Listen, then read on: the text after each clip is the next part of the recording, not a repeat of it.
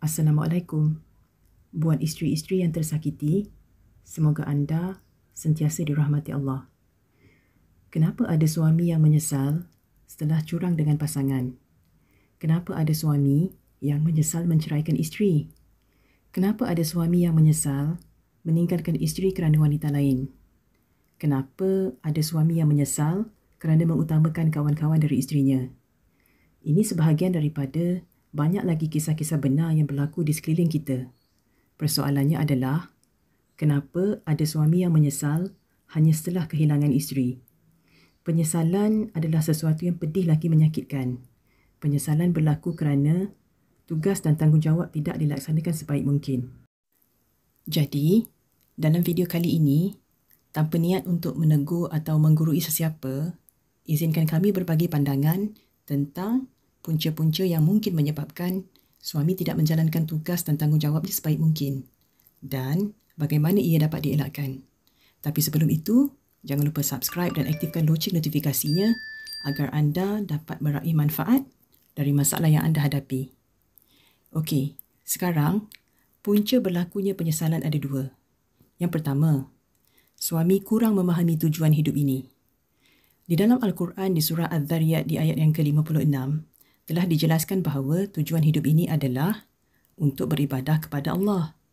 Pengertian ibadah ini sangat luas. Tidak hanya solat, puasa dan sebagainya. Kita adalah hamba Allah.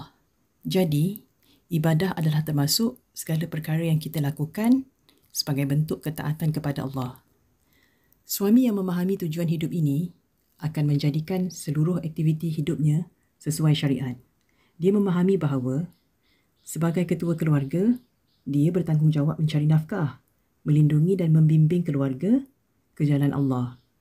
Dia berusaha untuk menjalankan tugas dan tanggungjawabnya sebaik mungkin kerana dia tahu isteri dan anak-anak adalah amanah baginya dan amanah ini akan ditanya di akhirat nanti. Dalam menjalankan tugas dan tanggungjawabnya, dia berusaha untuk menegakkan suruhan Allah serta menjauhi larangannya. Dia memahami bahawa kehidupan berumah tangga banyak cabarannya. Masalah akan selalu ada. Dan yang membukakan jalan keluar bagi setiap masalah hanyalah Allah. Untuk itu, ketakwaan adalah agenda utama dalam kehidupan suami ini. Sebagaimana pesan Allah di dalam Al-Quran di surah At-Talaq di ayat yang kedua, sesiapa yang bertakwa kepada Allah dengan mengerjakan suruhannya dan meninggalkan larangannya, nescaya Allah akan mengadakan baginya jalan keluar daripada segala perkara yang menyusahkannya. Bila seseorang itu telah melakukan tugas dan tanggungjawabnya sebaik mungkin, tidak timbul penyesalan di kemudian hari kan? Okey, sekarang punca yang kedua.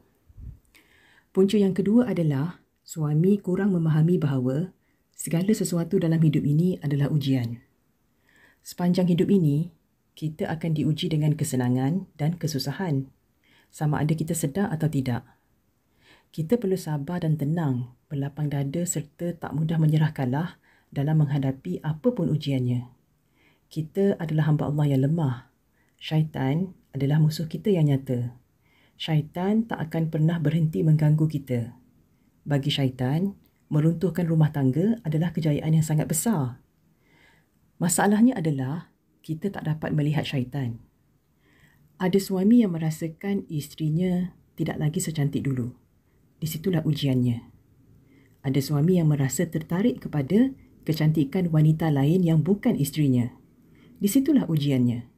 Syaitan memperindah wanita lain yang bukan isterinya supaya dia tertarik kepadanya. Cuba anda rujuk surah Al-Imran di ayat yang ke-14. Tipu daya syaitan ini sangat halus. Untuk menjerat seseorang kepada kemaksiatan, syaitan dengan penuh kesabaran akan bekerja perlahan-lahan tetapi licik. Ada suami yang merasakan perbualan bersama isteri hamba lagi membosankan. Yang seronok adalah perbualan bersama kawan-kawan. Di situlah ujiannya. Ada suami yang merasakan isterinya tak pernah memahami dirinya yang sebenar. Yang benar-benar memahami dirinya adalah seorang rakan sekerja wanita. Di situlah ujiannya. Syaitan tahu kelemahan seseorang itu di mana dan akan mengambil kesempatan di atas titik kelemahan tersebut. Setiap dari kita akan diuji pada titik kelemahan masing-masing. Bagi setiap ujian yang kita tempuh, Allah nak lihat apa pilihan kita. Apakah kita akan memilih jalan yang diredai Allah atau sebaliknya? Bukan mudah untuk melalui ujian ini. Sebagai hamba Allah yang lemah, yang perlu dilakukan adalah selalu mohon perlindungan Allah dan pertolongan Allah.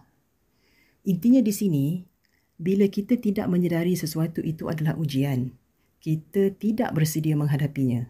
Akhirnya, lihat saja di sekeliling kita, ramainya lelaki dan suami orang yang tewas dengan ujian wanita. Sebagaimana dalam kehidupan sekarang, berinteraksi dengan lawan jenis sukar dielakkan. Tapi bagi suami yang memahami bahawa ini adalah ujiannya, dia akan menjaga batas pergaulan serta berhati-hati dengan tindakannya. Dia akan berusaha untuk mendekatkan diri kepada Allah kerana dia tahu itulah benteng pertahanan dirinya. Okey, sekarang apa yang perlu dilakukan suami untuk mengelakkan penyesalan? Yang pertama, perbaiki diri. Perbaiki sikap dan perbaiki hubungan dengan Allah.